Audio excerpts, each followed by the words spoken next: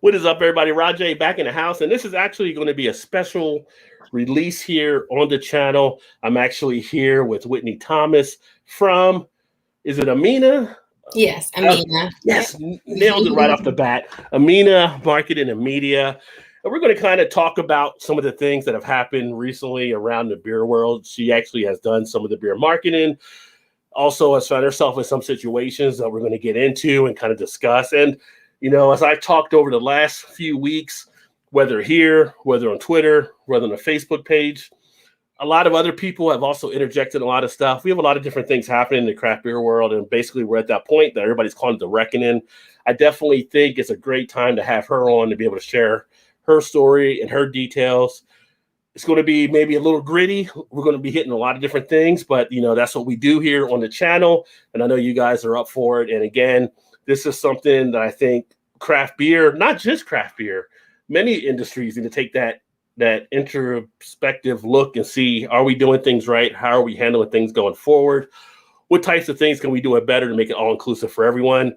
In my day job, my own personal company, they actually came out with something for diversity and inclusion, had people like sign off on something, but the thing is, nobody knows what they really signed off on, but yet that's what they came up with. So it's all about putting things in action. So we'll hit on a lot of different things here. So Whitney, is great to have you on. Welcome aboard.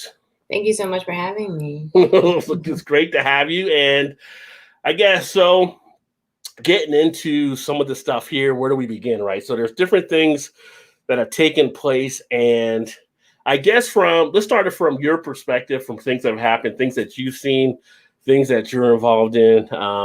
We can kind of talk about some of that stuff.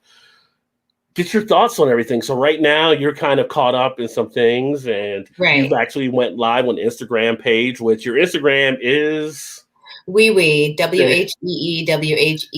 There's 2 E's and then 3. There you go. And I'll put that in the description and stuff on the right up here as well. So she has her video kind of hitting on some stuff, but I'll let you go ahead and kind of let's get the ball rolling, and let's, because my goal is to make this more available for people to understand what's happening so they can hear a lot of different things. And I want people to be able to share their stories.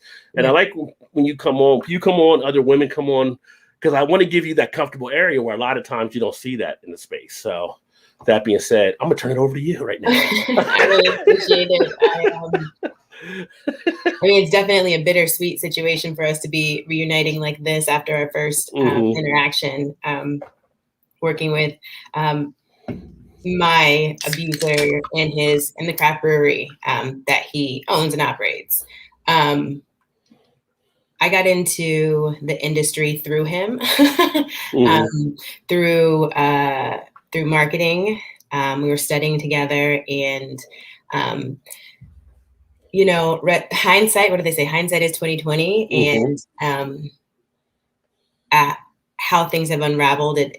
It felt very predatory, and that sucks. It sucks saying it. It really, really sucks saying it for, the fact that this is a Black man and I am a Black woman. It sucks that for that aspect. And it also sucks in respect to me as my picking, you never want to feel like your picker is off. But, if anything, it's been a lesson learned and taught me a lot of things that, I still have to work on. So I'm at I'm gonna say it as the abuser because that's what he was to me. And I think it's important for us to say that.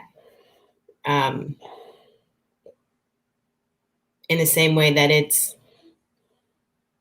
not okay for the news to show, depict Black, kids, children, adults, anybody, who's passed away as these like thug-like characters. We can't,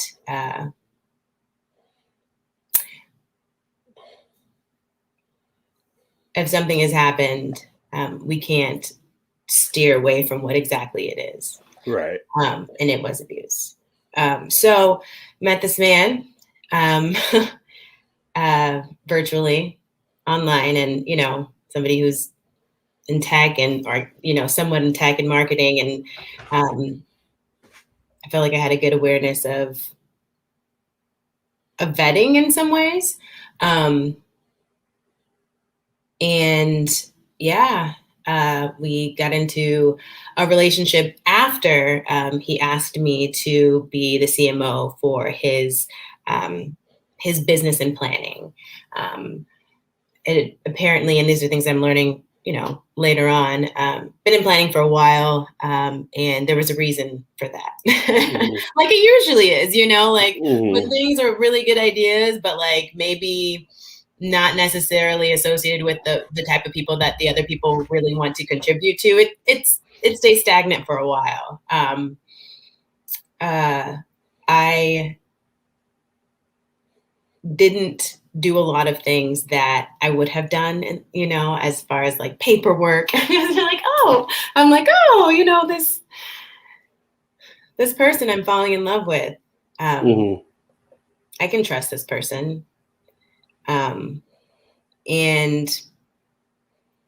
what occurred after that was a lot of misdirection. So signed on to be CMO. Officially, like announcement was made really on my birthday, even as we were raising funds for the business.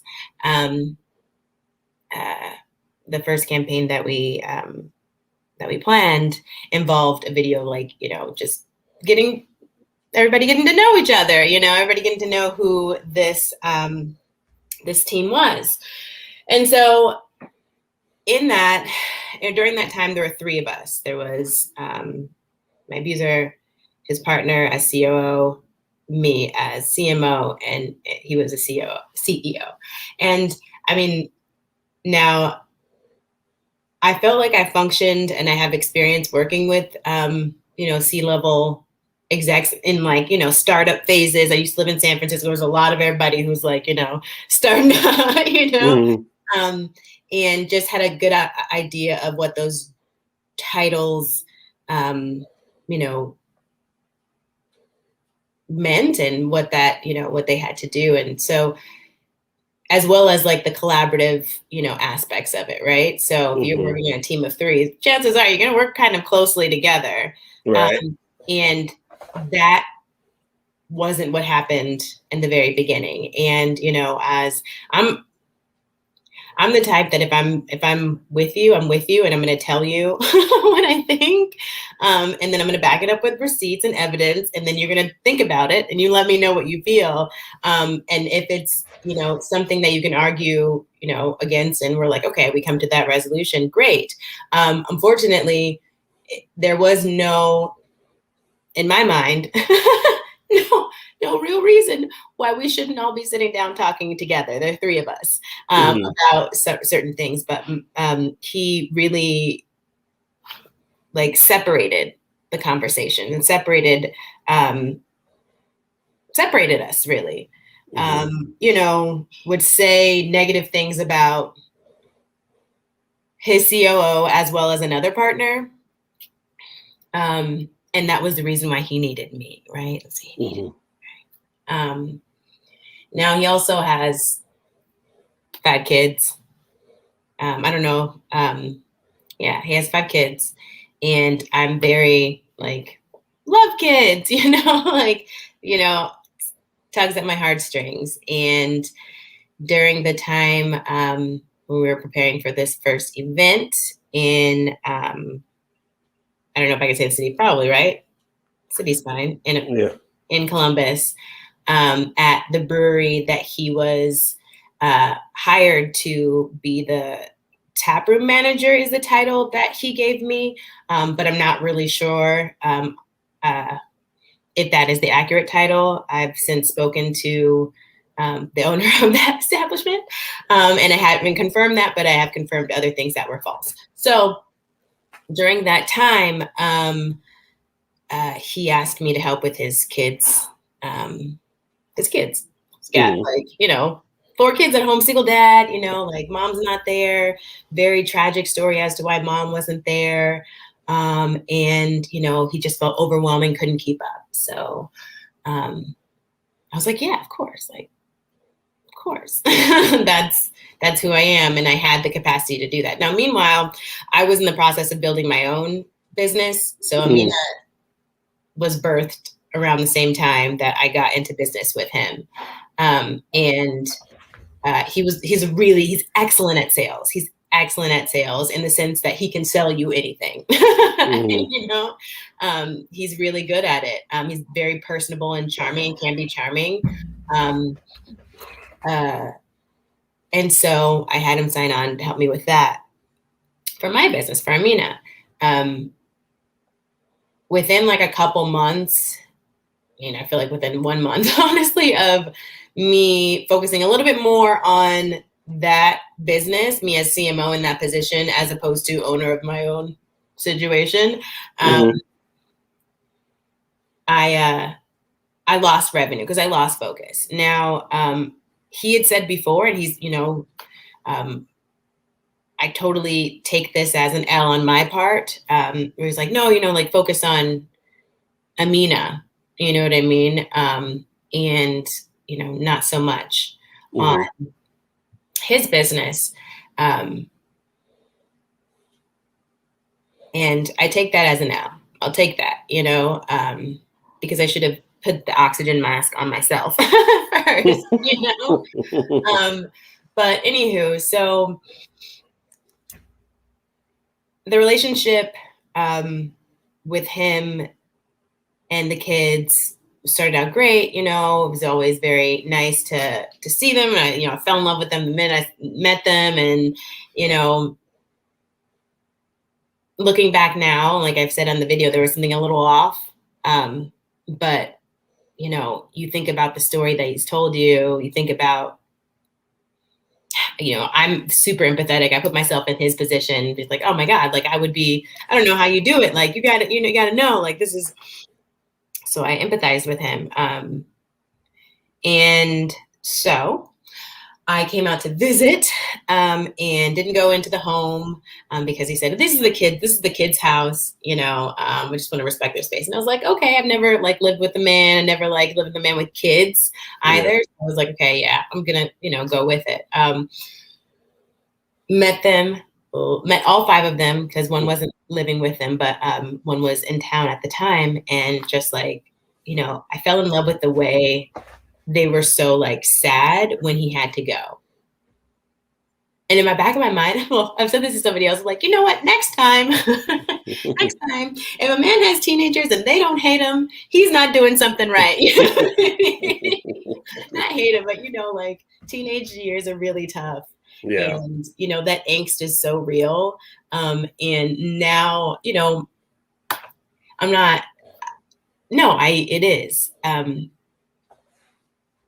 They are so smart and so sweet and so wonderful.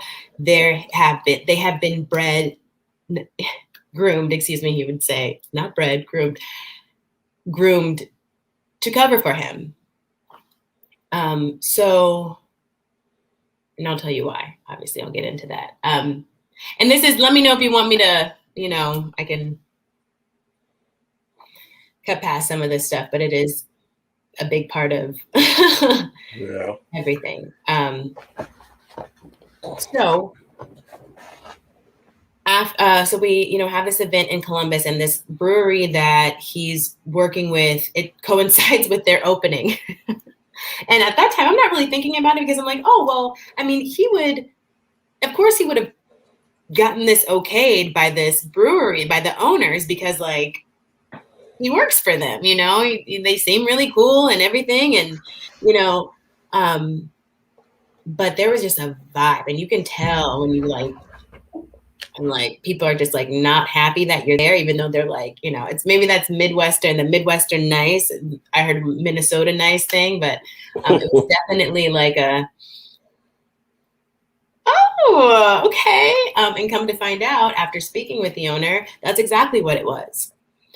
Because my abuser was telling the brewery one thing and then telling me something completely different as we're trying to work together, which we never did. We never spoke to each other, only through him, and organizing this collaborative project. It was a patio pilot, what they're calling it. What they call it. You're saying you never talked to the other brewery, just to the one person. Okay.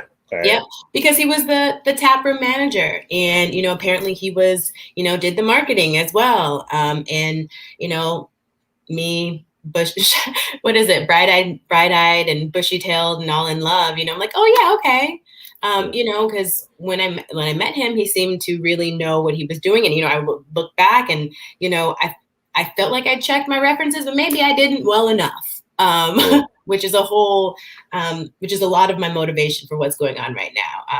So we didn't communicate at all with the other. I didn't communicate at all with the other brewery that we were in partnership with, collaborating with, but would send content, would send marketing materials, promo materials for this joint venture. He still has, the background that we used because it was for the Black is Beautiful project. Okay. That. And it was a collaborative. It was a collaboration between his new, brewery and planning and the one that was operating. They each made their own, but they were able to brew theirs on site at that brewery. So that was all weird. It was very strange, very tense vibes, but, he made it seem like everything was okay. And, I think back to the way that he spoke about the women that participated in the event, and that just worked in the brewery. And I'm thinking about it now. This is like I said, hindsight is 20/20, and I have started to be more aware of the vocabulary people use when they're talking about certain things, just period, overall. And then specifically when men talk about women, and men talk about women in their life, men talk about the women in their family and in past relationships. It's super important. And so he was just very, it was, oh, that person wanted to date me, so that's why that person's upset at me, or she just wants to spend all this money, and I told her not to. Come to find out, he yelled at the owner's wife, yelled in her face. Over something at the brewery, I guess, or was it? Yes. Yeah. Over something at the brewery, and that added on to why he later was fired, not let go of, fired. So after this event, I went back home to California. Sorry, I didn't give this background, but I was in California when I met him. He was in Columbus, Ohio. And we met, like I said, virtually. And, he was just always there. Yeah. And even when I didn't need or want him to be there, or more need, I didn't need him, and I don't, didn't need him to be there, but he was. And, looking back again, like I say, that's very kind of it's MO for a certain type of person. So we decided I would move out to Ohio and, hold down the home and contribute to the marketing of the business. Sorry, I'll go back because there was a clashing, right? So when you have these three people, the CEO, the COO, and the CMO, and we're all not talking together about stuff, and then you need stuff, and you're like, hey, I need this. And you go to the CEO and say, okay, I'll take care of it. I'll talk to this person. And it doesn't happen. And then, at that level, that was my baby too. Yeah. So did you ever talk to the CEO as well, or is it? We got on Slack. We have our communication systems, and very politely I would reach out, at times, and I get it. Some people are just like, oh yeah, a deadline. Oh, I told you this, but I can't actually do that. Okay, fine. I used to work with actors, and models, herding mice sometimes. I get that, but I think, and like I said, looking back now, I know the hesitation that he had, because I feel it was he didn't want he didn't have it all yet, you know? And so he was giving us all this game, and I'm like, all right, let's go. Like, bet, I'm with you. Let's go. I'm always going to be like that. I'm like, let's go. We're going to race. We're going to do this. We're going to work together, and we're going to get there. You know what I mean? It's going to happen sooner than you even anticipate, you know? But you know, I would ask for for things that you do when you're building awareness. You know, I'm building, you know, working within your network, and would express how important it was, and didn't happen. I'm like, okay, fine. At a certain point, it was like, just talk to me, you know, like, again, just like, don't worry about him. I'll handle it. In fact, this is why we're going to do this together, because I actually, you know, slipped this in the contract, so, you know, that he's going to be out of this before what we negotiated, you know, out of the business before we negotiated. And he's like, I feel really bad because he's a father too, and he tried to play that card. But, you know, he's like already cheating this person. In my mind, I'm like, why didn't you? I don't know. Because he had put me against him. And that's why. Because I was already like, no, you know, fuck this guy. Like, honestly, like, he's really doing that. Maybe he doesn't get the vision, you know. He gets this like army of people behind him that is like, yeah, we believe it. Other people don't see it, you know, and that's not the case. What it was is, the third party didn't even get a chance to really have an opportunity to understand how important these things are, or it was downplayed, you know. And this is all what is it? Me assuming on that part about with what he's talking about with him, because I haven't spoken to this man, because this man still to this day, you know, believes my abuser. So anyways, yeah, he said he knew that he wouldn't read the contract all the way, and he would just sign it. There are people that do that. Oh yeah, that's yeah. So I'm like, okay, yeah, you're a really good salesman, and all right, let's go for this bag. You know, it was 2020. It's, you know, so much energy. I think we as Black people had towards supporting our own, and knew that white people and people of color, non-Black people really were looking to support us. So we were like, okay. I was like, okay, you know what? He just doesn't see the vision. We're going to go for it. It's whatever. Like, he'll be fine. He has these skills. You wanted him this bad to be your brewer. So he's, you know, he'll be fine. Moving right along. Before I moved in, I asked him, you know, like, show me the house, you know, because moving in with like him and 4 boys, you know, 4 boys, 2 teenagers and 2 under the age of 10. And I was like, just show me around, you know? And he's like, oh, you know, it's like a frat house. There's like an arcade, you know, in the living room. And I'm like, okay, show me the house. And he never did. Even up until the night before I flew out. Now his oldest son, when I was working with him on his school stuff, like, you know, just making sure he had his assignments straight, because he, you know, it's COVID and first year high school. It's just hard to like get in there, you know, and he's an athlete. So I was helping him really organize his time and organize his assignments.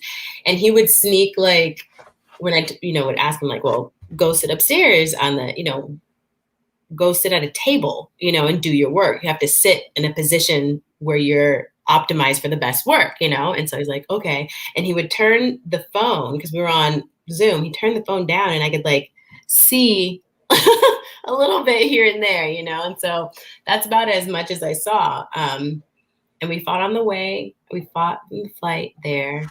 I can't remember what it was about. But yeah, I got to his house at like 11. and something like, I feel like it's like late because the kids were already asleep. And I walk in this house, and like this, it has to be said that like it's not, this isn't just messy. This isn't just like dirty. This is like sick person mess. Like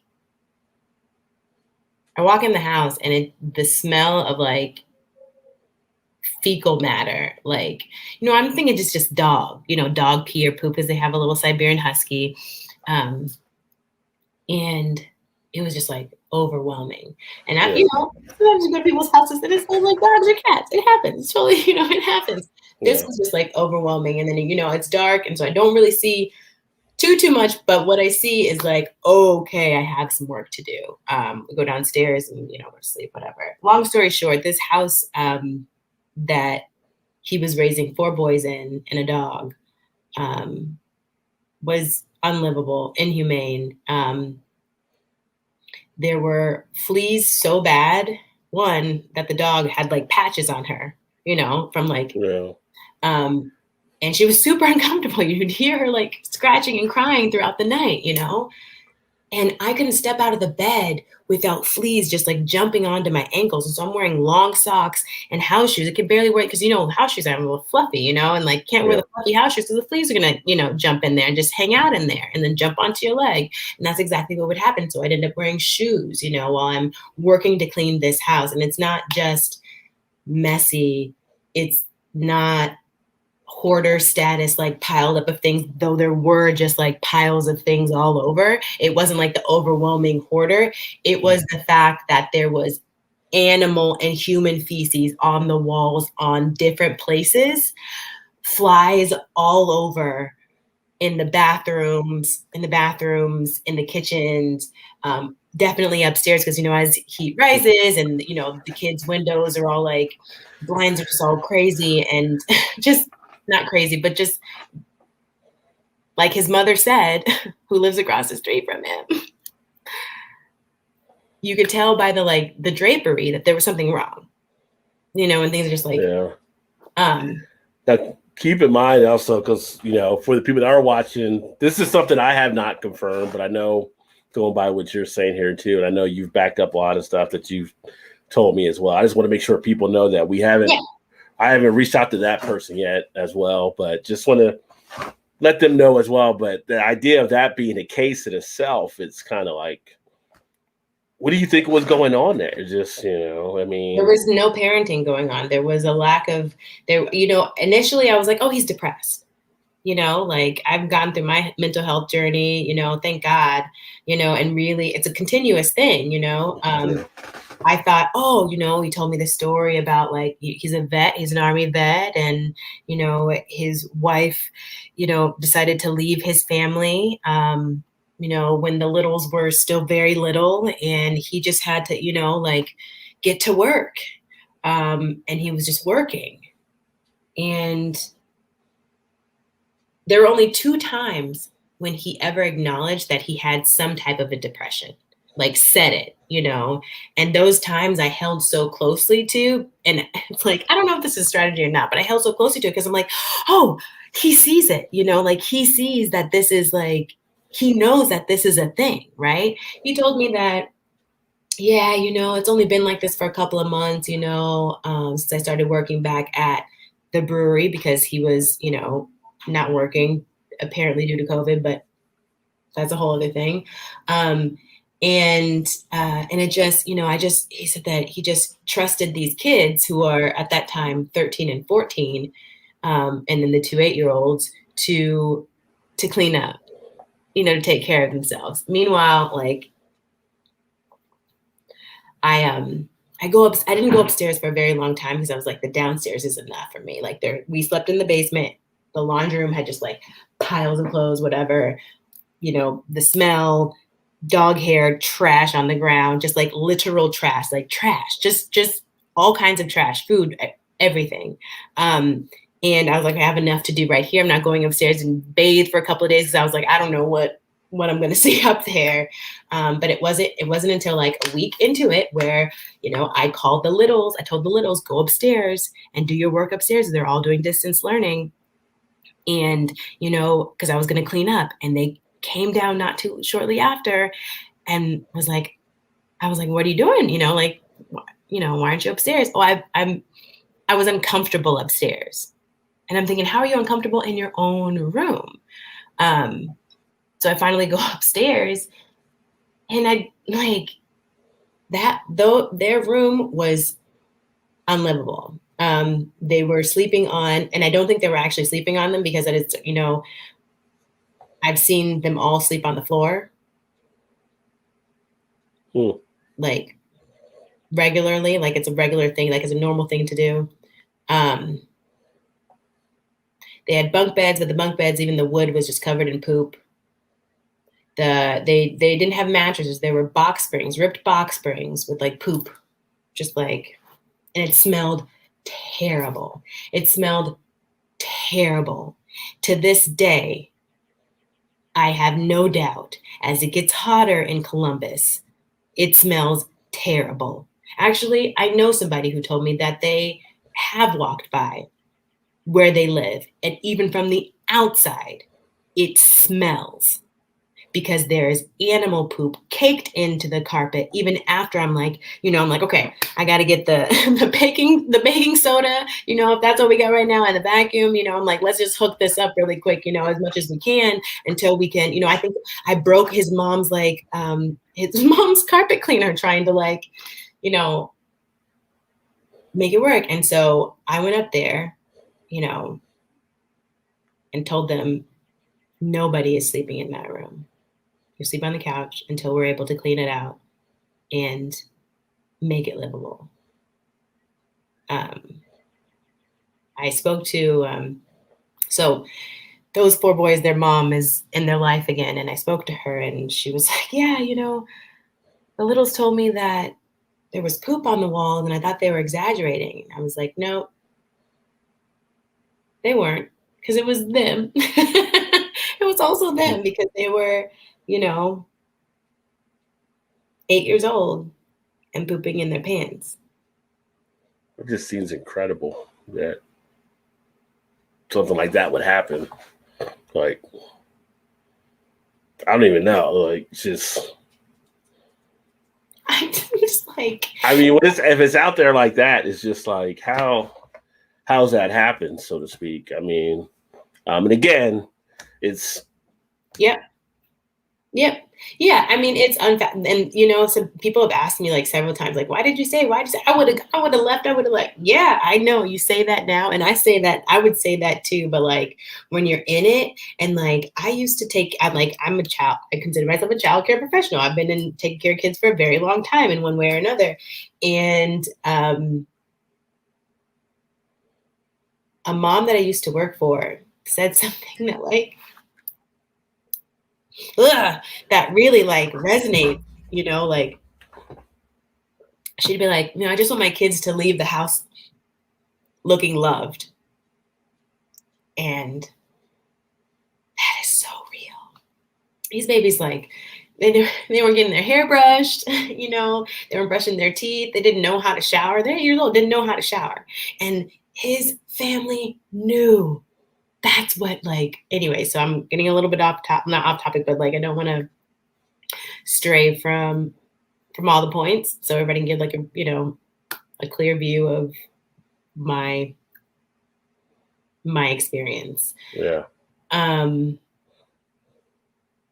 So yeah, I cleaned it up. I couldn't, at a certain point, I told my abuser, I was like, you're going to have to take care of this room. I did all I can. It was just too much. And I almost wanted him to be like, you need to wake up and see what's going on.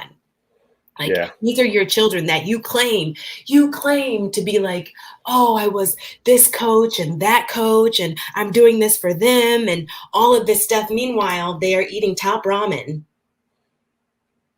Like, it's the only food they could eat. And mind you, who doesn't like top ramen, but it has no nutritional value, and would say, oh, I prep food and I do this, whatever. And he did for a little while with me. So I'm sorry, I'm like going all over the place. That brewery that he was working with, he called me like in the first couple of weeks that I was there and was like, hey, I just want to let you know they let me go. And they let me go because they believed, because of over like a $60 $60 that's unaccounted for. That's what he made. He made sure to say $60.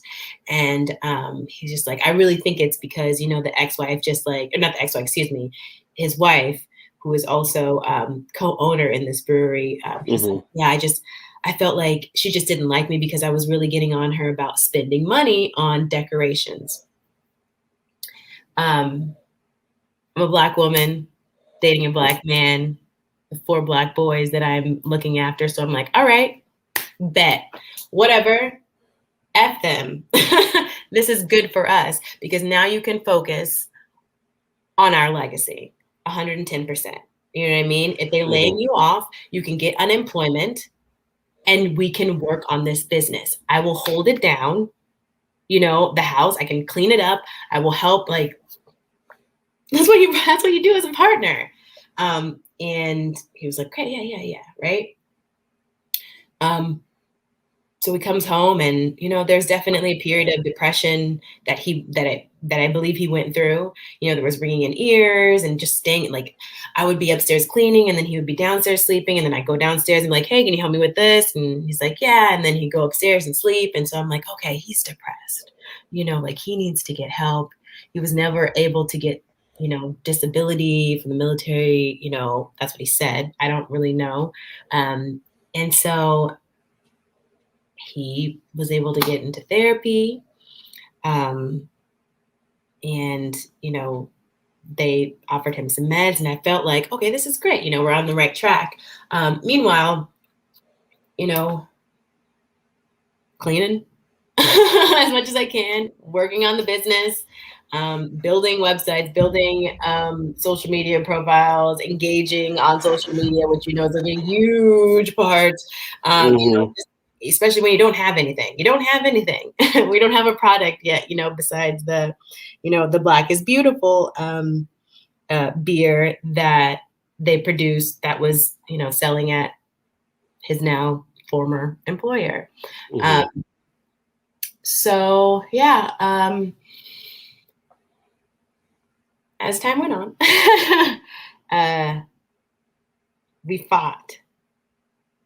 And it was like, the first fight was because I wanted him to stay and not go to his friend's 40th birthday party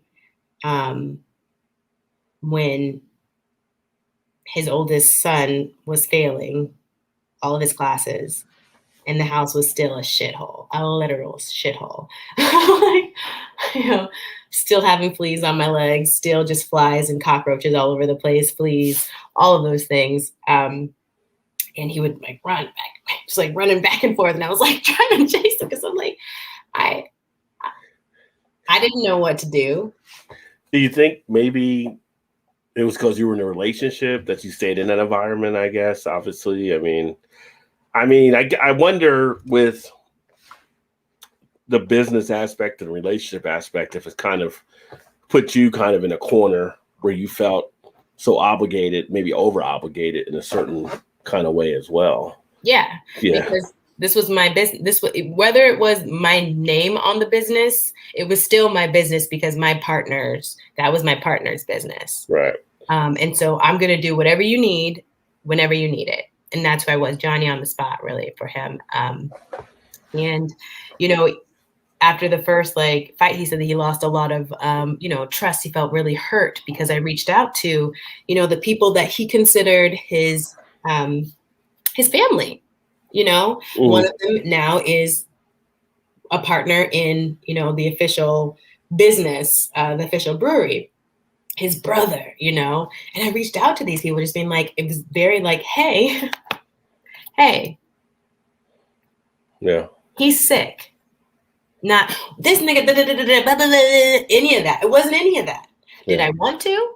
I surely the fuck did, but I didn't.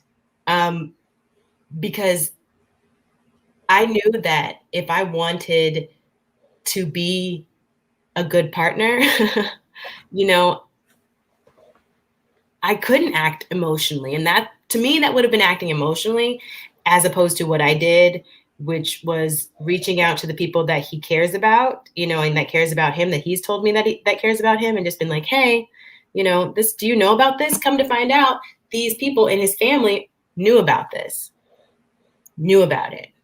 Oh yeah, it's disgusting. Oh, okay. Yeah, yeah, the sons will come over, and I think about these kids because like they're teenagers, you know what I mean? And I love them, and they know that I love them. The treatment wasn't okay. And the fact that they would go to other people's families' houses and, it be, one of those things where they're not sure if they bathe, if their clothes are clean. So they're going to bathe and clean their clothes at this person's house, going next door to ask for food because there wasn't any food there because their dad had been gone for days, and then covering for him when people ask and like, oh yeah, no, he was just here. Oh, he'll be back soon. Yeah. They were groomed to do these things. I know what I know, and I know what I don't know. I know I don't know everything. And it got to the point, after several fights, where it was just continuous gaslighting, Mm-hmm. about the silliest things, that don't even need to be don't even need to be lied about. And it really made me question myself, like, I know that vegetables are good to eat. I know that we should all be eating vegetables. I know that I can't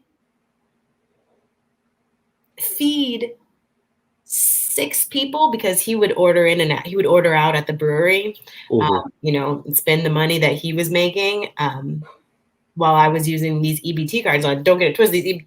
Listen, 5 kids, and 3 that were at home, school, like, with that added, it was great. We could have gone wherever we wanted to go to the grocery store and get food that was actually, nutritious.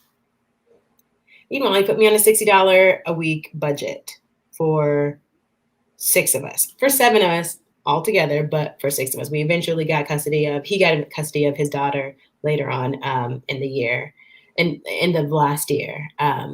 But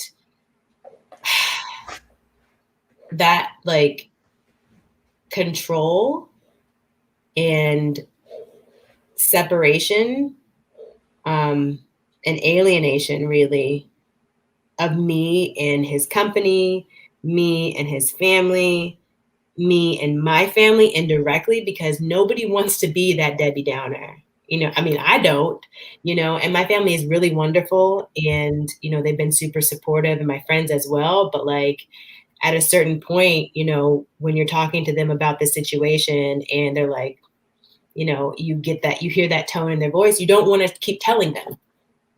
You don't want to talk about it. Yeah. You just keep it to yourself.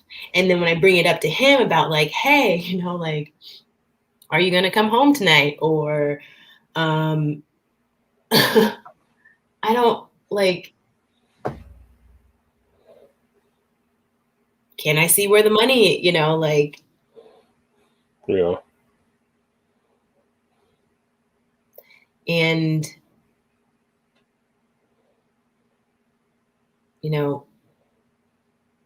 it's, I said this on the video, and it's whatever, like, I don't necessarily feel like infidelity is always a reason to end a relationship.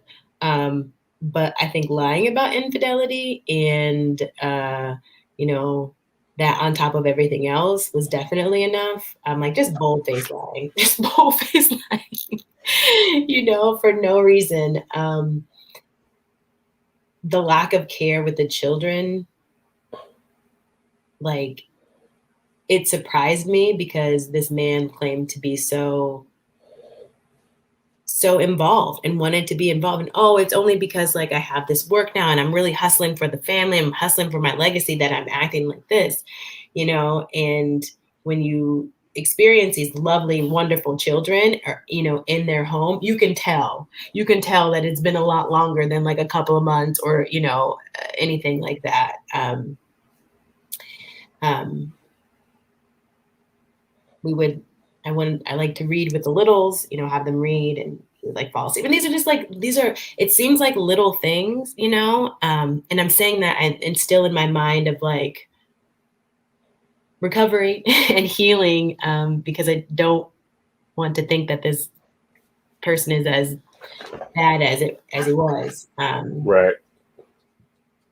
But, you know, if somebody said that they, you know, are so there for their kids and yet, you know, isn't able to participate with their kids more than like maybe an hour, 45 minutes on the couch while you're asleep, while you're awake watching a show, and then you fall asleep, like dead asleep. Like when he sleeps, he's gone. And then the kids are just so used to it. They just like get up and go away and just leave it quiet for him, you know? So as the business progressed, at the end of the year, you know, we're like getting a little bit of press, you know, I'm doing, you know, just really building out the digital presence. Mm-hmm. He's working on the back end, you know, in between, you know, bits of doing nothing because of depression. You know, he's apparently talking to people about spaces. We're going to see spaces and, you know, money, because he's all math. He's all with the math, right? Mm-hmm. So in that period of time, like he's kicked me out like 3 times, and then we got reconciled. There was a period of time we were applying for a grant, and I reached out to these grant people, just being like, "Hey, nope, don't do this. He's not for what you think he's for. He's sick, and yeah." And after that, I felt really bad.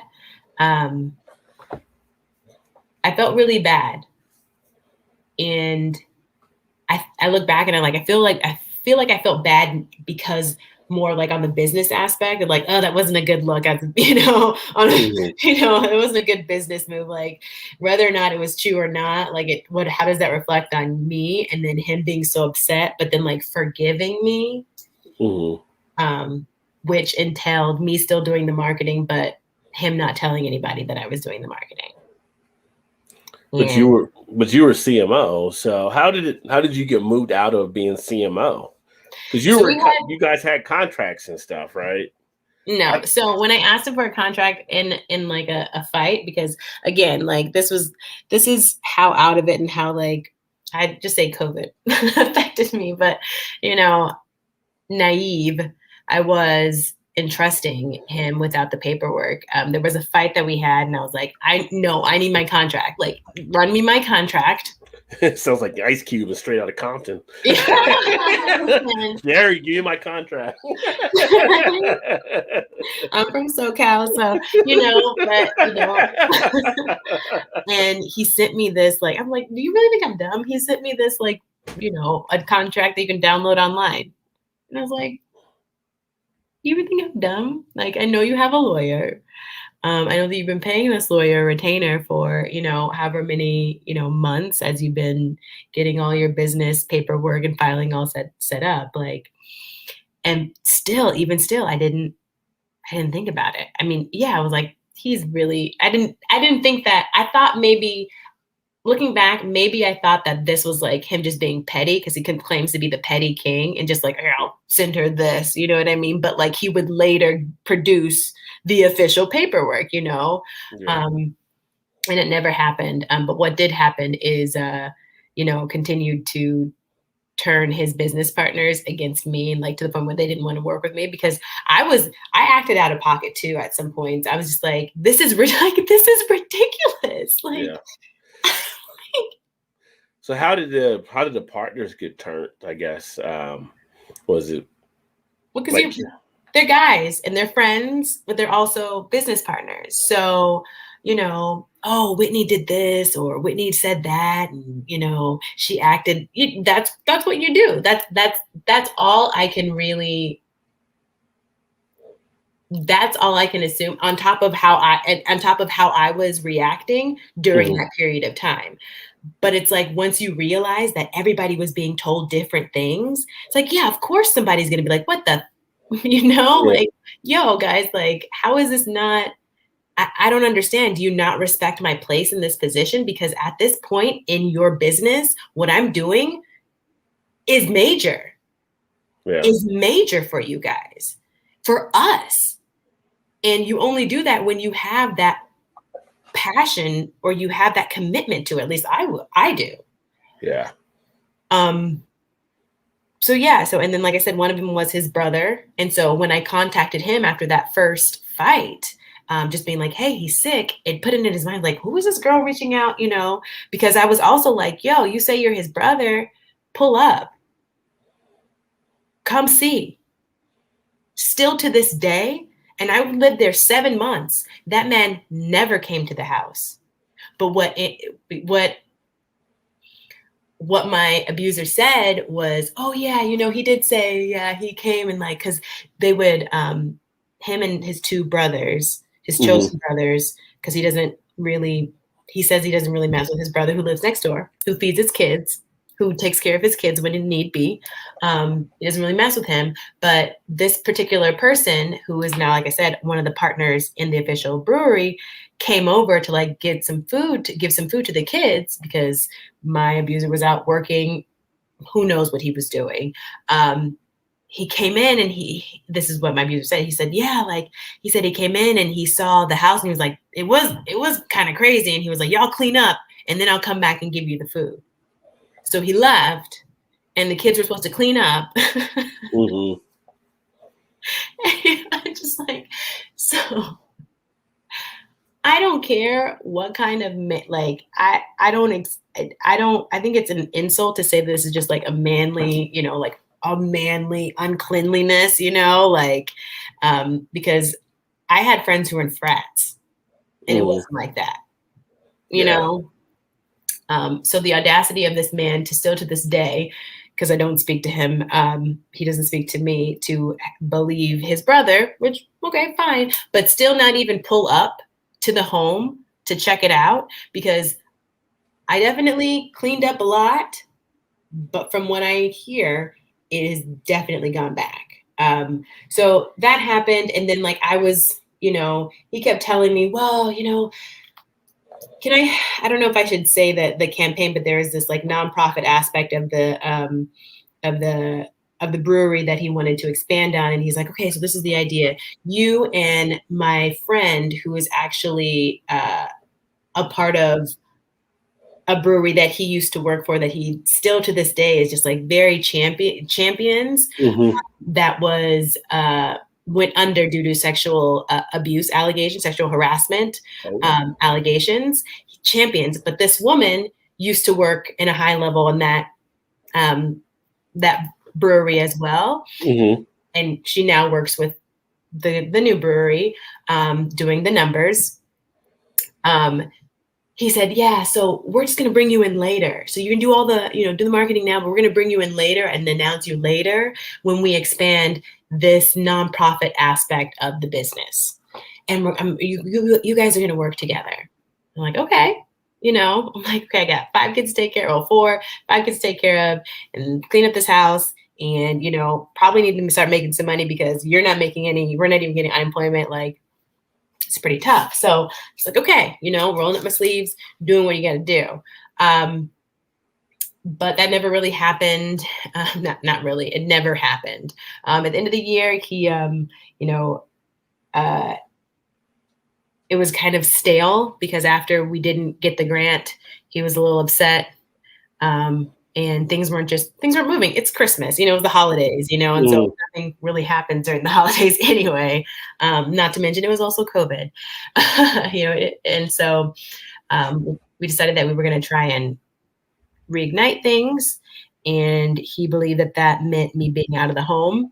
I took him out on a date and, we had 3 hours of, I don't think that's the answer. And he's like, yes, yes, yes. I don't think that's the answer. And we go back home because we need to. And, I'm like, okay, he's telling me that I don't listen. to him and that I prioritize the kids over him. So let me do what he's asking. And I arranged a situation. I arranged a place for me to go. And when I told him, he was like, what? It's just like, just a mind F. Like, I'm like, what? So now you're upset that I'm going? Like, I didn't even know. So I just went. Anyways, long story short, I went and I was in Washington for like a month. And then the position that I was in ended. And I was like, I got to come back. And I'll come back for just like, 2 weeks. Let me just get my stuff together, whatever. And he's like, oh, no, I'll take care of you. Like, I'm like, no, I don't need that. Anyways, that's neither here nor there. By that time, they had secured a space. Mm-hmm. And it was bittersweet seeing everything happen because I wasn't there washing the tiles and like, cleaning up and helping organize and doing all the stuff that I was like ready to do because this is my baby too, Right. And when I came back, just thought about that. When I came back, he had me come to the brewery and I'm like thinking in my head, he had me there. Like, I know him. He had me there to just like rub it in my face. I know it had me because he has this like constant doubt in himself. And projects it onto the people that are willingly like wanting to help. And it's sad. And that's what made me feel like so like sad for him and empathize with him because I'm like, you're just depressed. You got some stuff you got to work through. Not everybody gets a chance to do it. And you haven't, obviously, because you're like, oh, you had all these kids you had to take care of. You didn't get a chance to. He admitted it. He was like, I'm a mess. My house is a mess. My kids are a mess. Like, I just need time to do this. I'm like, okay, cool. So, anyways, came back and, he needed some marketing stuff. So I did it and he wanted to rekindle it. So we tried, the day before the grand opening, I found out, and he'll probably make this known as well if and when he decides to speak. But, like I said, there are things that I'm not proud of that I did, there was a period of time where, I threw his computer or I threw his phone because he was just not present with me. I'm not proud of it. Mm-hmm. I'm not proud of it, but I did it. And so it has to be said. But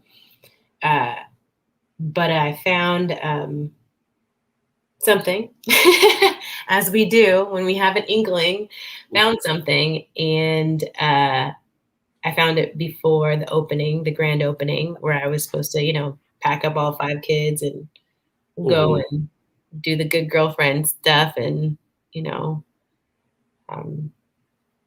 and I didn't blow up.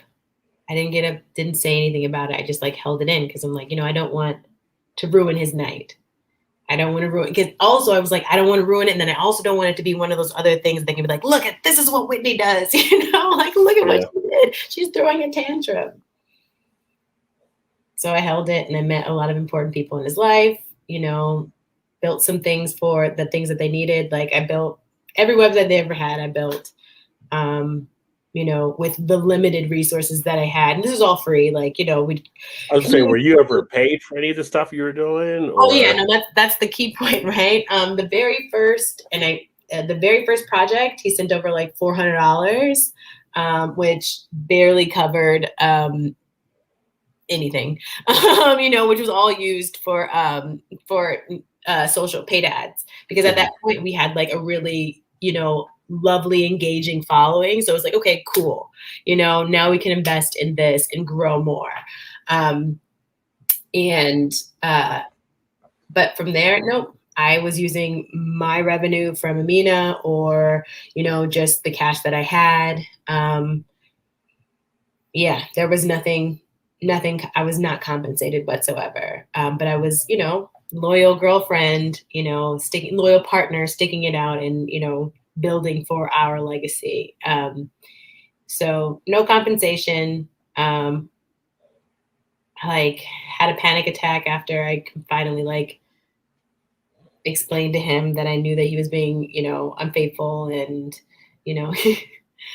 I laugh when I'm nervous, but it's laughable that he was like, I blacked out.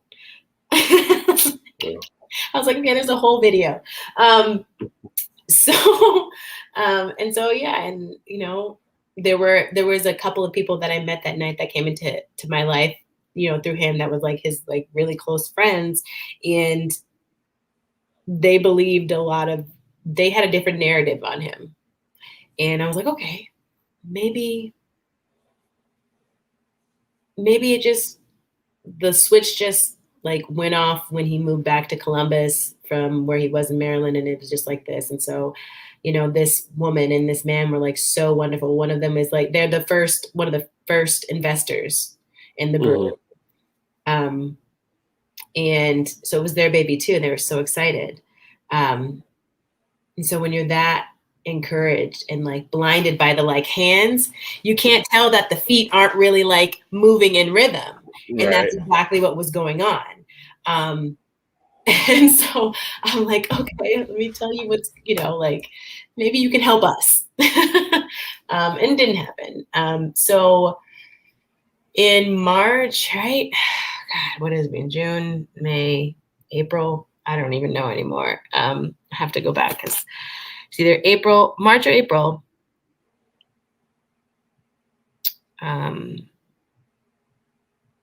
Again, just going through the gaslighting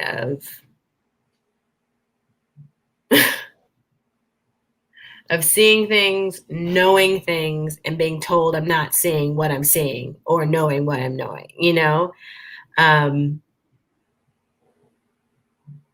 I found out that he lied about something. And that day it was a Sunday, and we were getting out of a fight-ish, just the cycle. We were with his daughter, and we went to go look at a space. And I found out that he had lied about something, and I confronted him about it. And he was like, Whit, if you want to play fucking detective, you can just leave.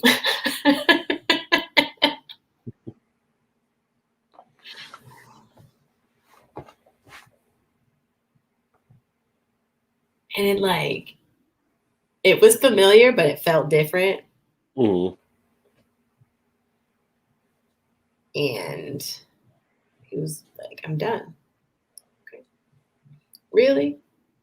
He pulled out a wad of cash out of his pocket, which I can only assume are tips because he works at a bar. He owns a bar. Mm-hmm. With all this cash. Mind you, it's illegal for owners, or it's either owners or people who do the payroll, to accept tips. Yeah, owners aren't supposed to accept tips. Yeah. And probably the accountants and stuff. Yeah, you're right. So, pulled it out in front of his brother. His brother was back there. His brother later saw, actually. Maybe he wasn't at that point, but I feel like he was. It's kind of like a big guy, so it's kind of hard to miss. But he pulled out this wad of cash and was like, here. Take it and go. You can take the truck, take the company truck, pack your stuff. Because I text him earlier, I was like, it feels like you don't care whether I'm here or not. Maybe I should just go. I should just go. I'll leave before the boys get home. And he's like, okay. And I was like, again, taking the L. I realized that if somebody says okay, you just bail. You just, these are things that I'm learning. But, I wanted to fight for this relationship. And I had, like I said, hindsight is 20/20, and I realized that I was fighting for the relationship, but he wasn't. He wasn't fighting for the same relationship. Let's put it that way. As somebody said, he wanted a nanny. Okay. But I didn't take the money. He sat there and texted me, I want you gone. And then he raised his voice. His brother was back there. He's like, hey, guys. And mind you, my voice wasn't raised. My voice was he has this way of like, and I think it was from the first fight of like making me feel so terrible for having human reactions to things. Mm-hmm. You know, and that wasn't the first time he yelled in my face. The first time he yelled in my face was Valentine's Day in front of his son, because he felt that I was questioning his ability to meal plan. You know, I just thought, you have a lot going on with the brewery, and I'm at home all the time. I can do it. It's also Valentine's Day, and we have other things planned. We don't have to do this right now. I'd even planned it so that way, so we didn't have to do it right now. But yeah, going back to that day when he, you know, handed me the money, it's like, no, yelled in my face to go. I like, I wanted to say something else because I'm just like, no, like you don't understand, like you don't. And I didn't. I just like turned around, walked out. You know, I said goodbye to his daughter. Before even all that happened, I just told her, I was like, you know, I think I texted her. I was like, I'm sorry because, and I have the text. I said, I'm sorry that I failed you guys because you should never stay with somebody if they treat you like it does. I don't know what I said, but if they treat you like it doesn't matter if you're there or not. Mm-hmm. Don't stay with anybody, you know, these things. And like, because it was a big deal for me to like show these kids what they were missing with their mom not being in their life, you know, like as far as like, this is how you, as a partner, you know what I mean? This is how you are a good partner to each other. So yeah, I packed my stuff as much as I could. I was like, I can only pack one bag, bro. Like, I don't have enough time. I don't have, like, I'm also going through, like, you're trying to keep kicking me out. I have no place to live. I have no money. You know, it's COVID. Like, I have no vehicle. You, like, you know, gave me this van that's, you know, this U-Haul that's your company U-Haul. Like, how do I know you're not going to, like, you know, I wasn't even thinking that at that point because I didn't think that he was that much of a liar. I just thought that he was just, like, a mean person. And so I was like, dude, can I just like pack a bag and then come back and get the rest later? And he was like, sure. So I did that. And then I spoke to his ex-wife because I was like, I have to just confirm that this is actually a thing. Like, I'm not going crazy. And I knew I wasn't. Like, my family, my friends, they all knew what was going on from day I stepped foot in there, you know? Mm-hmm. There have been like periods of time where I didn't tell them stuff, but then like, you know, I'll come back into it and tell them everything that's going on. And they're just like, wait, like, we know you love the kids, but like, you got to take care of yourself. You got to make your own money, you know, all this stuff. And so his brother's ex-girlfriend, mm-hmm. who in my opinion, not in my opinion, definitely suffered the same treatment from him. Finally moved out after 5 years. And she let me stay with her for a little bit. She confirmed everything. She even brought to light some things that, like, why would he lie? Apparently, you know, in the beginning of the year, like I went to Florida instead of Washington. And then I came back because I was running from the police. That's what she told me. He told her. Told his brother that too. You know, she was there when CPS was called several times. She was there when the little boys were screaming out of the window, we're hungry. She fed the kids because the kids would come over and, you know, ask for food. The kids used to steal food. They were, you know, their sister, before she came to move in, would joke and be like, oh, they're feral. And I'm like, our babies kind of are. You know, well, we'll get there. We'll get there. You know, like the pooping in the pants stopped in, you know, like a matter of like a month. You know, they just needed to be parented. Somebody needed to be present. Had to be present. And you could tell that there was nobody present because these kids acted like it. It was.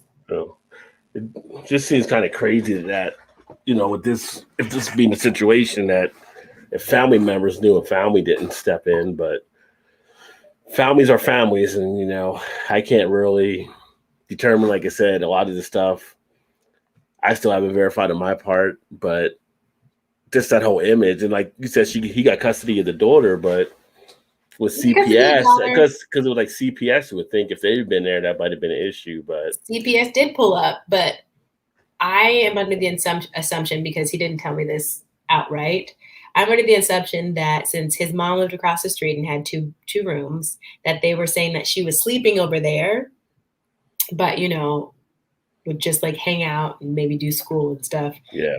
At the house, because this woman came into the house, mind you, it was much better than what I walked into, because I was like, not gonna have it. And this was like in December, right?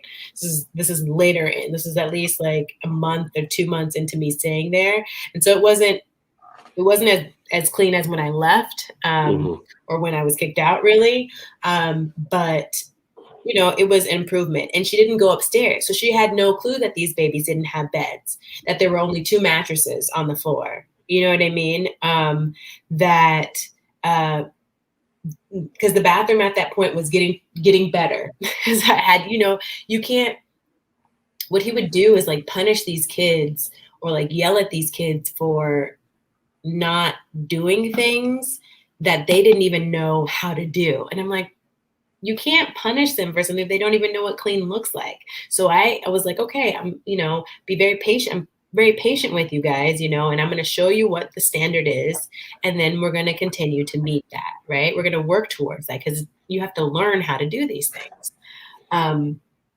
So when CPS came, I was nervous. I was nervous, because I was like, are they going to but he knew, he had to have known, because he's done this. He knows how to play the system, all systems really. And the lady just stayed downstairs. And unfortunately, his daughter's mom and stepdad acted out in a way that made my abuser look a lot better than them. Yeah. And that was really, looking back, I'm like, that's really unfortunate. Because I bet you she had a bed. I bet you she had clean clothes.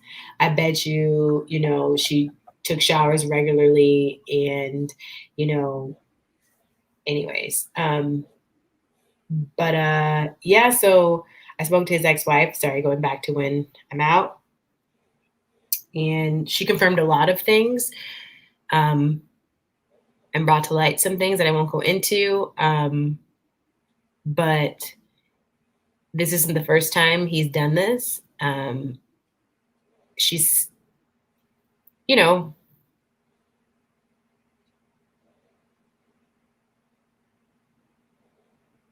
think there's a certain kind of woman that he targets. And,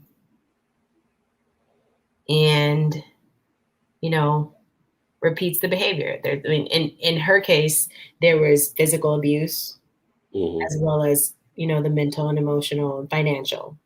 Yeah. You didn't have any physical, though, yourself, right? It was mental and emotional, and then not getting paid, financial. Yeah. Yeah. Yeah. Because there was before we split, he wasn't like he was giving me pocket change, to go take care of the kids, or I was buying underwear for the kids, I was buying underwear for him. We had a joint account, but there was very little, if ever, contribution from him. It was my family and friends, looking out for me and saying, you spend this on you, and trust and believe, this wasn't a thing. I wasn't getting my nails done every weekend. My mom would call me like, whoa, he looked rough. And I'm like, oh, that has to just be like mom stuff, what it is. But it wasn't. And so yeah, she was like, he drained my funds, and he said those things about her, come to find out, he told complete lies about his first wife. Anyways, it's just not first wife, first baby mom. It's just a lot of like lies on top of lies that I've come to find out. And I know you haven't confirmed any of these things, but they'll soon come to light. So after he, proceeds to kick me out and then not allow me to go back into the home, because I spoke to his ex-wife, he feels as if he called my mom and called my mom, had the audacity to call my mom after not speaking to her. Like, he's spoken to her like maybe once when we first started, dating. And, told her that I'd threatened him and his children's lives. And I wasn't allowed back in the home because he was afraid that he was afraid that I would take pictures of how the house was and be able to call CPS, honestly. And be like, yeah, these babies are still sleeping on the couch. And the bigs are either sleeping on the floor or on, 3 on 2 twin mattresses, or on the couch while he's sleeping on 2 queen mattresses. I came back to get my stuff because he was texting me after this. Like, this is very strange. I was like, I'm going to come back and get my stuff because I have a right. I'm a resident. I get mail there in Ohio. Like, makes you a resident. I have a key. I can go get it. All the locks will be changed. I'll place restrictive orders. I'm like, I'm going to come. That's all. I had the police come with me and a friend come with me. He put my stuff out because people are like, you shouldn't have told him these things. I'm like, well, maybe I'm an over communicator, but I told him when I was going to come, and he was like, put your stuff outside. I'm like, don't touch my stuff. I have no interest in like taking any, photos or any of that. I just want to get my stuff and go. Right. Nope. So we pulled up. He had my stuff outside. The police were there with me. And, I went through some of my stuff and went through all of it. And this is how little he knows about what's going on in his home. Could also be evidence in how like erratic he was acting. If we want to play it like, oh, maybe he wasn't, maybe he actually was there as much as, as he wants to claim that he was, which he wasn't. Maybe he was just acting emotional, where there was like quite a few items that were not mine. They were his kids or his. Yeah. So tell me, if you are such a, present parent, how did you not know that you were packing your kids' stuff in my suitcase? And I took that stuff out because I'm like, I'm not, like, the police wouldn't let me in the house. I have a recording of this. Yeah. And he even, in fact, he's like, I won't let her in because of this. You see, she's recording. Yeah, because I have to. Because apparently what I'm telling people, even though because it sounds so far-fetched, there's something about me. Apparently, and this, if we want to, we can get into this whole, we can get into the fact of me being a Black woman, Black and a woman, that people, for some reason, don't want to believe or even hesitate to believe this. Because, yeah, I get it. It sounds crazy. Like, who would let their kids live in a house where there's poop all over the walls? It's gone now because I cleaned that off. And I told the littles, we all clean that stuff off. We all clean that up. Not my abuser. Yeah. So it was really tough. That whole police scene was a mess. I was like crying at a certain point. I was trying really not to, but I get so angry and I just cry because can't do anything about it. Like the police are telling me I can't go in there. I'm like, what? You can't make him, like, I have a key. I'm a resident here. Why won't you let me in the house? Like, the police just were not helpful in that, right? So, right. Anyways, come to find out, because, he thinks that he gave me everything, which he didn't. Like I said, this is how little he knows about what's in his house. Even in the own room that he sleeps in, there's a huge tote full of my clothing that was still there and other things, right? So I go back in the next couple of days. and the door is unlocked as he leaves it. The kids didn't have keys until I made copies of the keys for the kids. There was a period of time where there was like a burglary, like car burglaries in the neighborhood. And I was like, we need to lock the door. You're not coming in until 1, 2, 3 in the morning. And these kids are in the house and I'm in the house too. We're locked. I'm locking the door at 1 o'clock because by 1 o'clock, if you're not here, I'm going to sleep. So I made them all, made the Biggs keys. Anyways, but the door was unlocked. It was during the day. So it's like, okay, fine. And I walked in with my friend and thank God we did. We walked in and the house was smoky. The littles were sitting in front of the TV playing. And my friend walks into the kitchen and is like, the oven's on at 400 degrees. And she's like, do you guys know that the oven was on? And the boys are like, no, I don't know. We don't know who's, cooking. Pan just like burnt. Ooh. Whatever was in there just burnt. She turned it off. And I just like, I have to tunnel vision because if I don't, I'm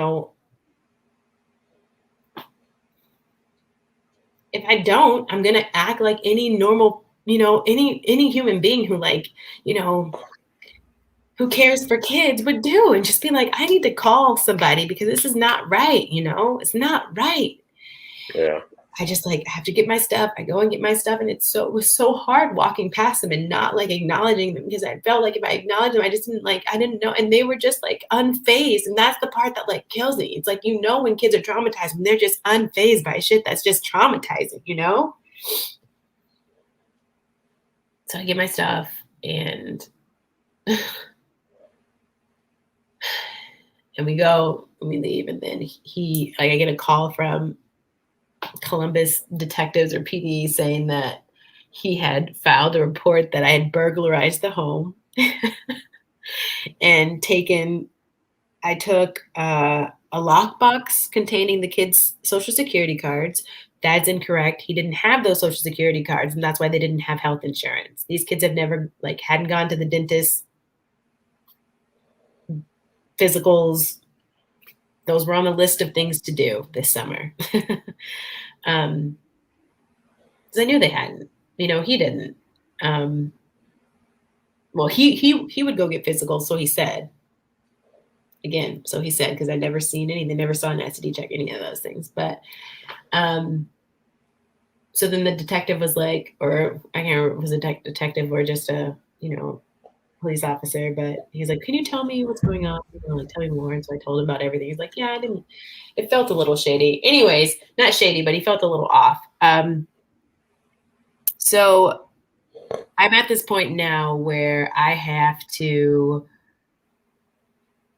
file legal, try and sue him for the 7 months of digital marketing services that I provided to the company. Mm-hmm. And then try and tackle some civil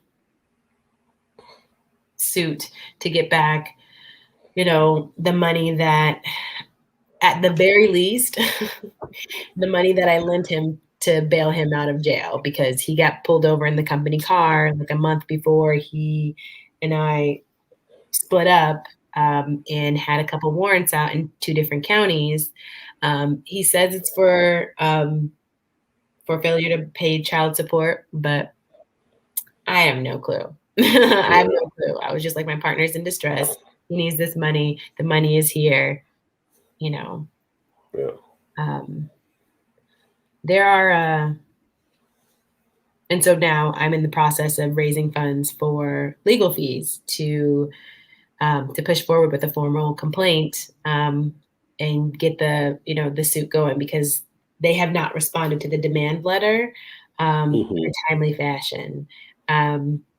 They've been dragging their feet because that's what people do when they're in that position. And it is terribly unfortunate and completely contradictory to the mission of this company. Yeah. A company that claims to be so for the culture and in support of minorities and beer, women, the LGBTQ community, people of color, all of those things, while you are literally disrespecting all of those within me. Yeah.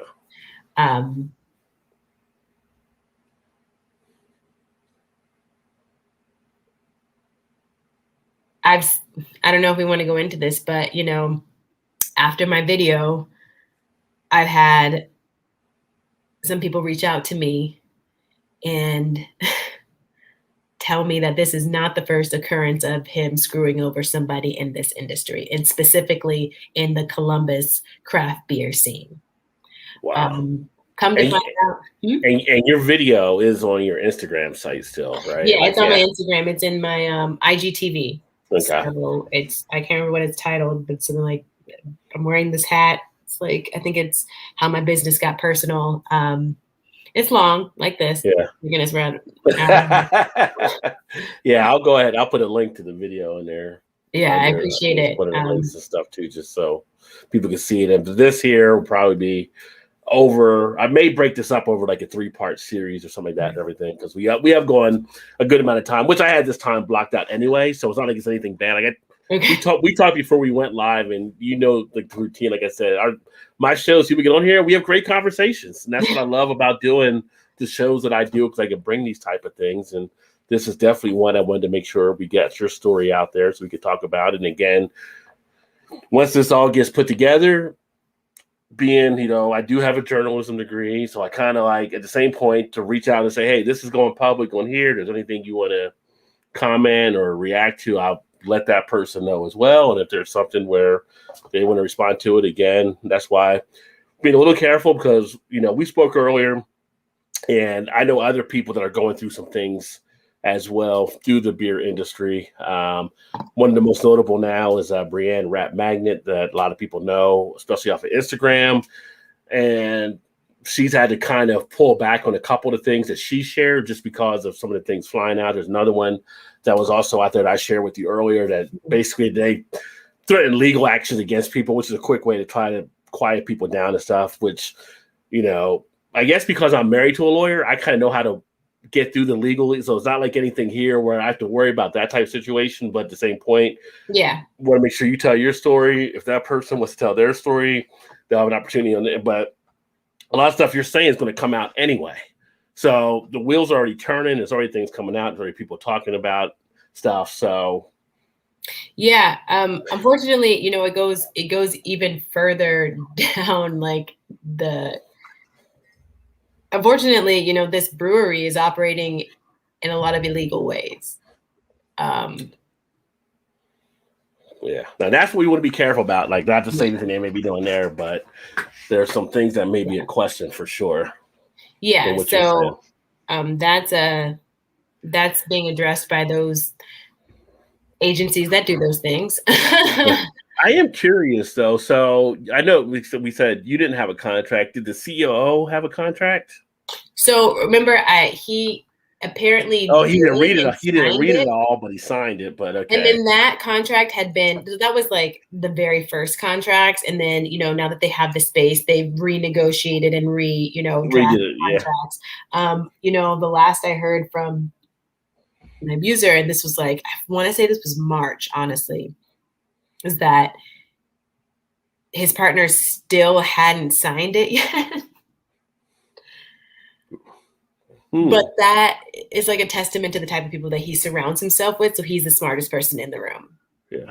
Well, usually with the contract, you'd have like an attorney looking over anyway if there was any questions. Yeah. So unless it was like some simple one-page sheet. But in most of these things, you're looking at a multiple-page thing. So a lot of times an attorney will take a look at it if you have one there.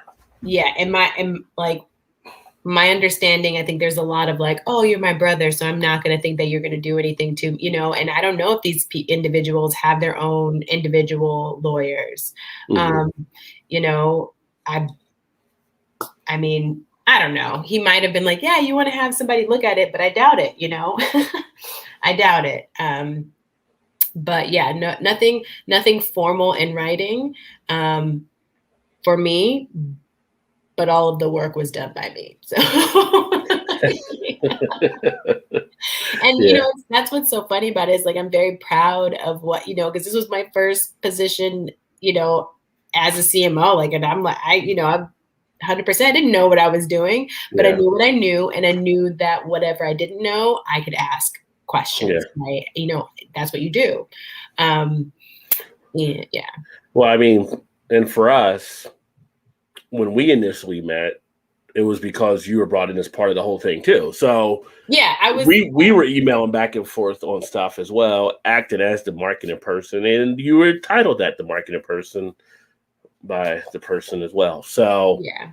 it And was even at the very end, like, because he was like, okay, we're just going to have you do, you know, you're going to be under this email address, and you're going to work with this particular, there's a new guy that like was brought in. He owns like a very small percentage of the company.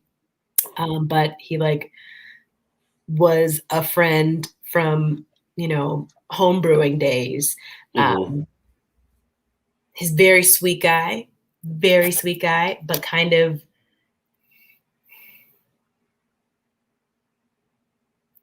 I don't know. I feel like, and I don't want anybody to take this the wrong way, but I think that there are people and there are situations in which people will prey on white guilt in the same way they will prey on Black ignorance. And I feel like this man is doing both, because his target market doesn't know a lot about beer. right. Have you gotten the beer that he's made? I haven't, because I'm not up where he's at, but yeah. Right. Yeah. You don't, there's no way you can get that. Yeah. But I mean, up there, I mean, you would think you'd be marketed in the area to try to spread the word there and stuff. Now I've got contacts up there. I haven't reached out to them to see if they've had any of the beers and stuff, but I have people around that area that would definitely let me know if they've actually tried some of it. And there's different things that in different groups and stuff that we're a part of that I would say, if from everything that you're saying here, a lot of them wouldn't be happy. I know we talked about one group that refused to do something already when they found out the details, and a big group that we're in. And actually, I was reached out to bring him into that group. I know some of the brothers there would not be fond of a lot of the stuff. Yeah, I'll just give you a quick little story about in the beginning where, you know, this had to be February. And in this space, there's no brewing rig. This was somebody else's brewery. Mm-hmm. That they took over, right? They took over someone that closed their brewery or something. Exactly. Right? They took over ownership of the space and everything inside of it. Right. So I was helping out, and a customer came up to me, and I felt like he was in the industry because the way he asked it, you know, he's like, so so this is all your beer? This is all your guys' beer? You brewed this? This isn't the old such and such beer? I looked at him, and I was like, it made me so nervous. I was like sweating.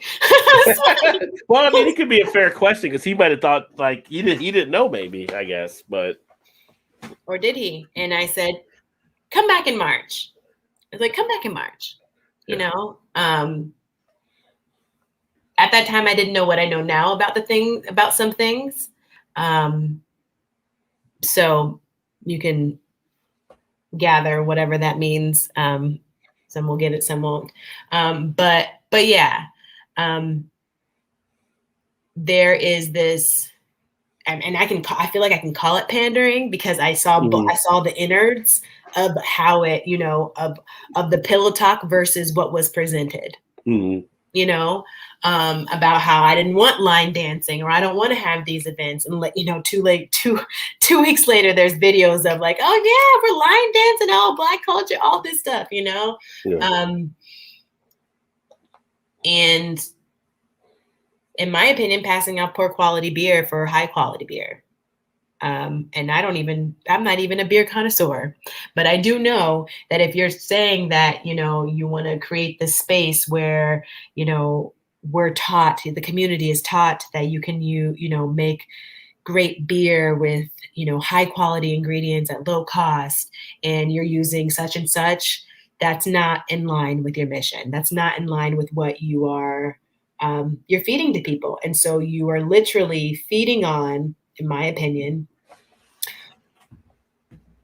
allies, some that want to be allies, and, and not donating, because not donating, but like, spending money in Black spaces, right, while giving false information about the beer culture to your people, and saying that this is a high quality beer, and it's not. It's not. There was one beer that was really excellent. Important beer, I felt. And I think that was like, anyways, that was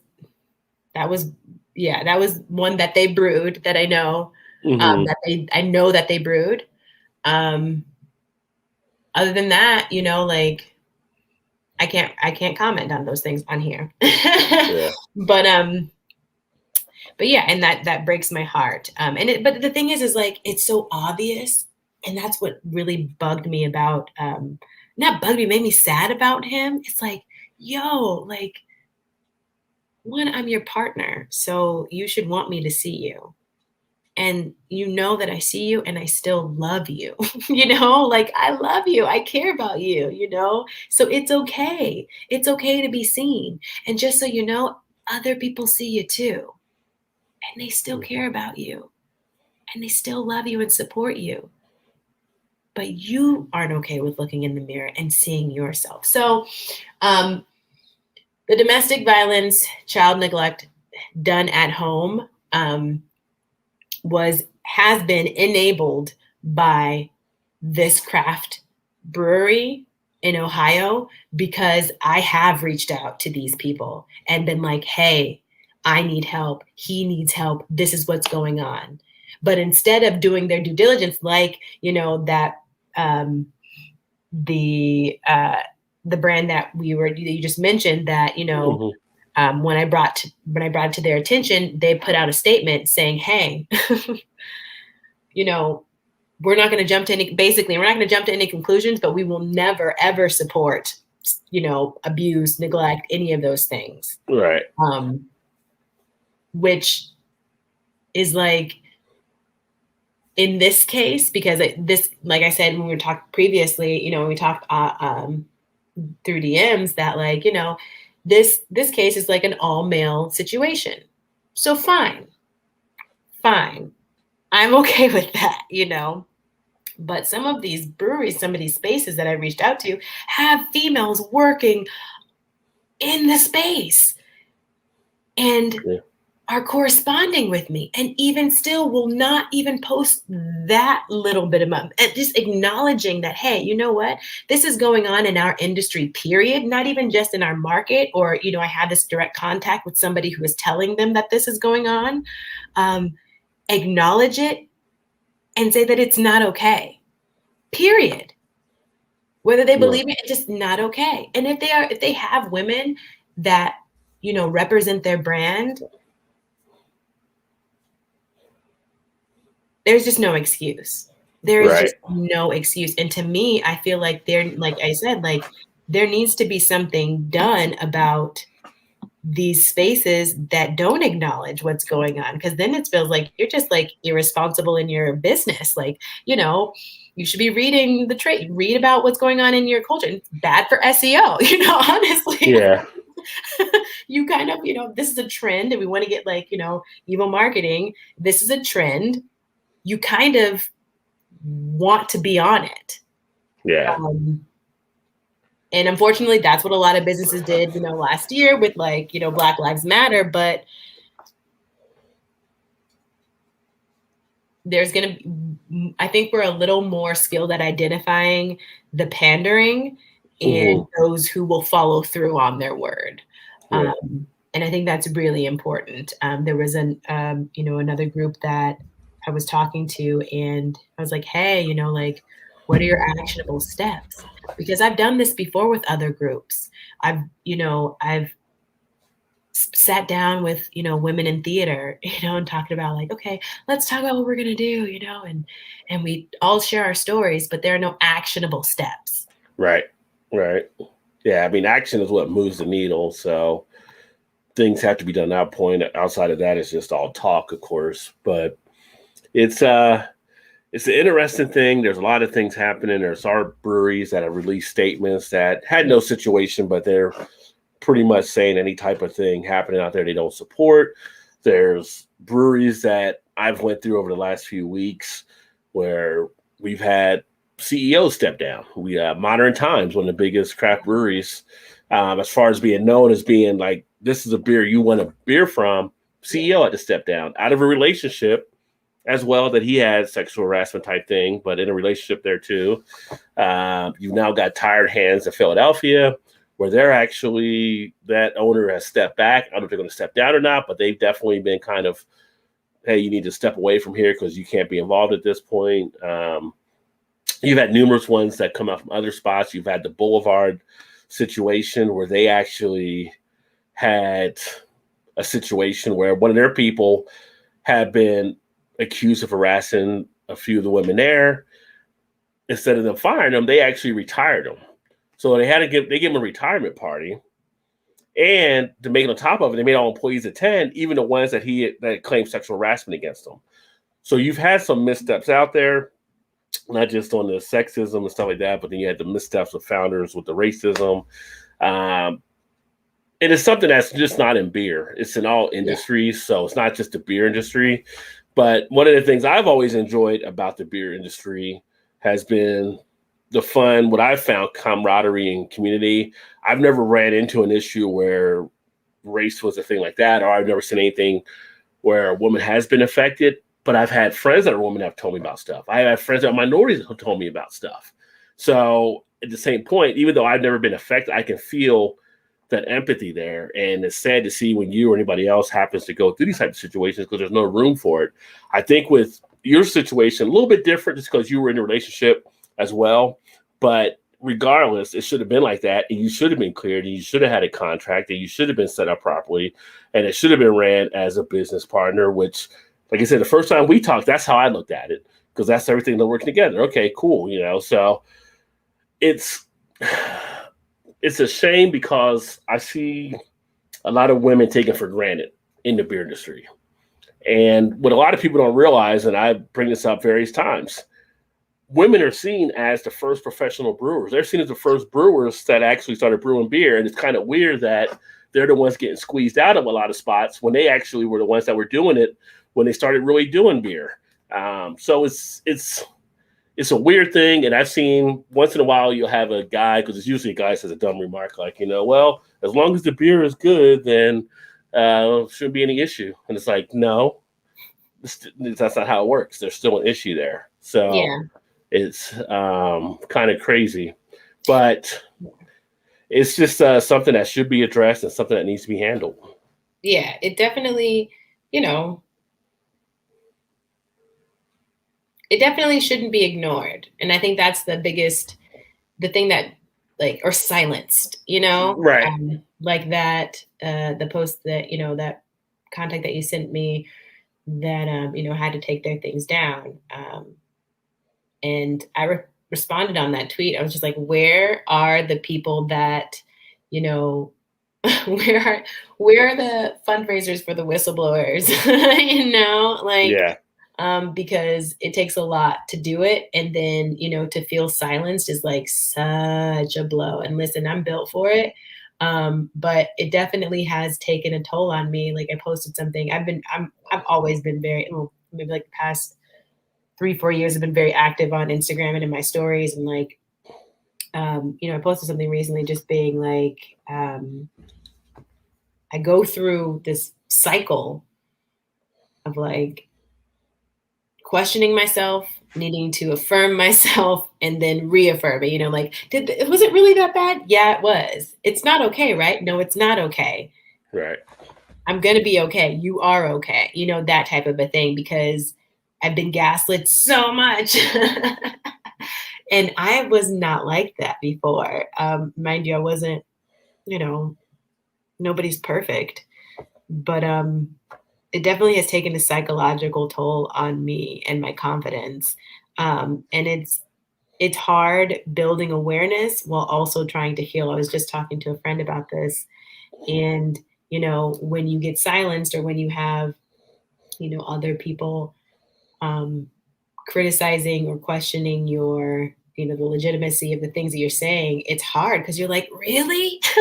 I'm thinking like, Yeah. why would I go through all this? Like, I could be promoting a lot of other things if I just wanted to like be outside, like if I wanted to be, some type of, I don't know. And so it gets frustrating, but I really appreciate those brands that, and there have been other ones that, have taken down their content, and told me in the DMs, and I go back and look and I thank them, acknowledge them publicly because I'm no problem. If I'm wrong, all right, I will take that L because it's not a loss, it's a lesson learned, Yeah. um, and you know, gr- gladly, because the last thing I want to do is to, down another black man or down a black, down anybody, Right. um, and especially a black man, who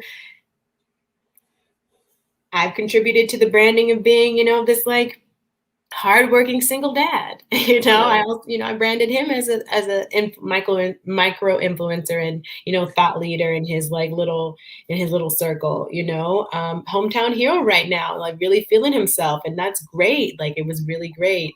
Unfortunately, it was built on lies.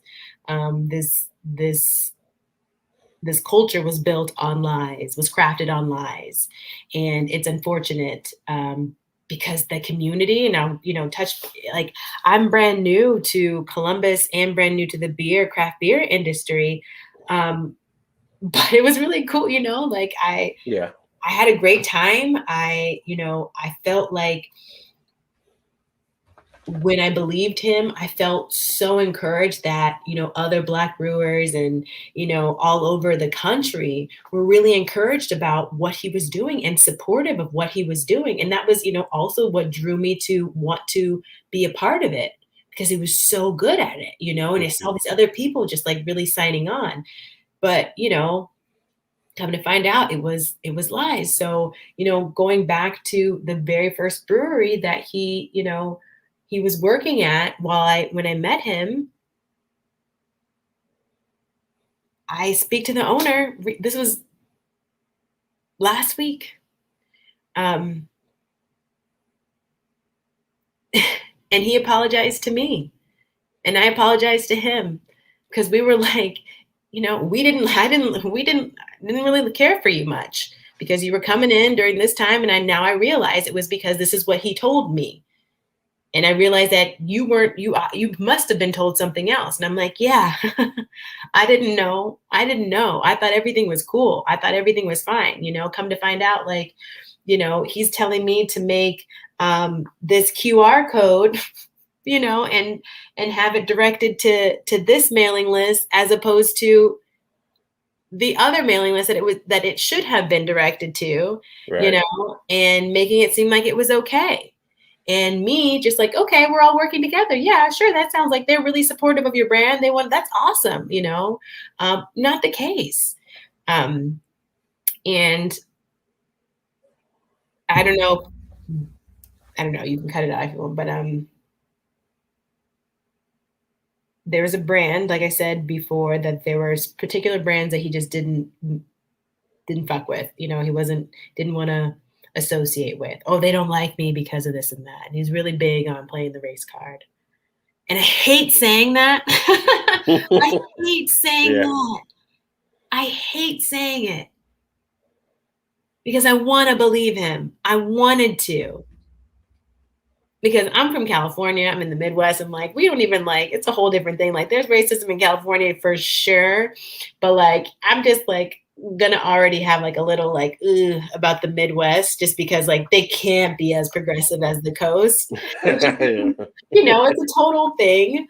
Um, but you come to find out, a brewery, well, didn't even get a chance to fire him because he left before. I don't know if you want to go into it. Can or cannot. I don't have to.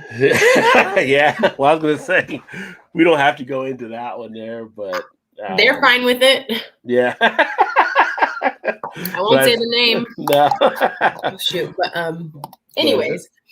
But at this point, I think we're probably going to wrap up. But always have you back to give us updates and stuff like that and when be taking place. But I really do appreciate you coming on and sharing your story of what you've seen and what you've had to go through as well. Like I said, women always have a platform on my channel, and I appreciate having a lot of the women on that I do get on. And it's funny, I was told usually Thursday nights I do a live show, but I didn't do it tonight so I could do the interview. And my other buddy that does it with me, he was actually out of town, but his wife has told me like a year ago, she suggested like, you should do more shows like around women and issues and all kind of stuff. And it was like, you say, don't be that guy. Like, I don't want to be the guy that's out there kind of doing it because I don't want to come across like I'm trying to mansplain to women or something like that, things along those lines. And it's kind of like, she's like, no, but people would get it from you. And it's funny because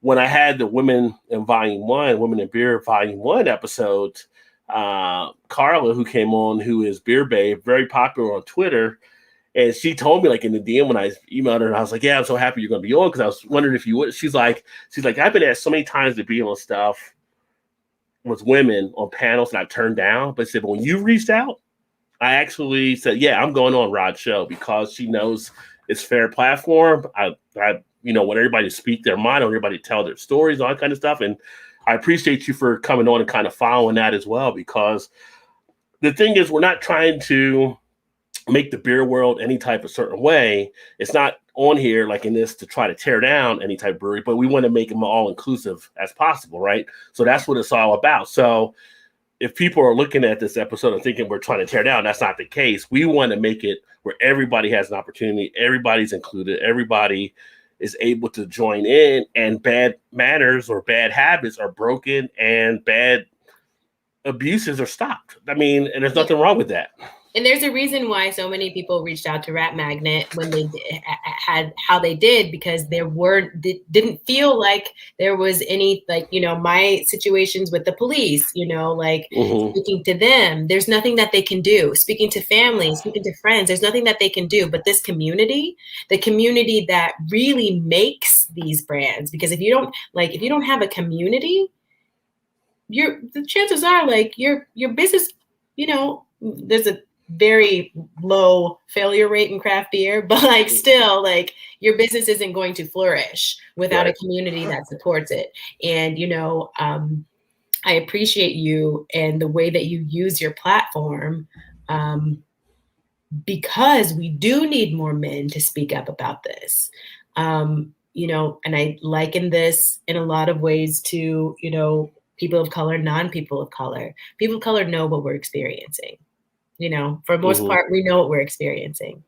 It takes those non-people of color to acknowledge that what we're experiencing is actually happening and then speaking up about it. So you as a man speaking up, not even saying that, oh, everything that I'm saying is, you believe it, but allowing your platform to be accessed for the thought, for the investigation, is a huge step. And I think this is a male-dominated industry, like so many are, it's just how the world is, period. But doing what you did, doing what you're doing is so tremendously helpful, because, we can't be amplified if we're, it's hard to be amplified if you're already down here. Sometimes you have to have that ally to help amplify that message, if that made any sense. So I appreciate you, even, asking me on. I appreciate you coming on. Yeah. But that being said, we're going to go ahead and sign off here. And for everybody that does watch this, and like I said, I'm going to have this broken up into parts. So comment, let us know thoughts as well. Always like to hear the feedback there. And if you run into things like that, feel free to reach out. Also, I know Whitney mentioned Rat Magnet, Brienne on Instagram. I talked to her myself. I actually talked to her before we did the interview. I told Whitney kind of getting her feedback on some things. She's always got open ears for people that want to tell their story. So make sure to also check her out as well. Check out Whitney here. The website. Sorry, I want to say Embolden Act Advocate Advance, I think, is now taking over for Rat Magnet, and she's like asking people to like send if you have any stories over there. I'll send you the app, but excellent.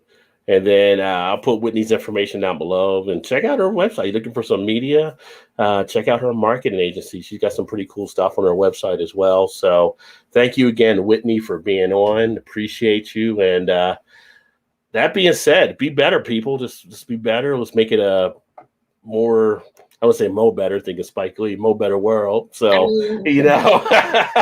do the right thing. I can hold Spike Lee type lines, right? So, real. Yeah, let's just, you see something. Sometimes it's up to us to say something to make something stop as well. And we can all get along. Beer's supposed to be fun. We like to gather around beer for a lot of social gatherings. So, let's just do our part there as well. But that being said, thanks for everybody that tuned in. Look forward to catching you guys soon. Remember, there's always time. Get your beer on. Cheers, everybody.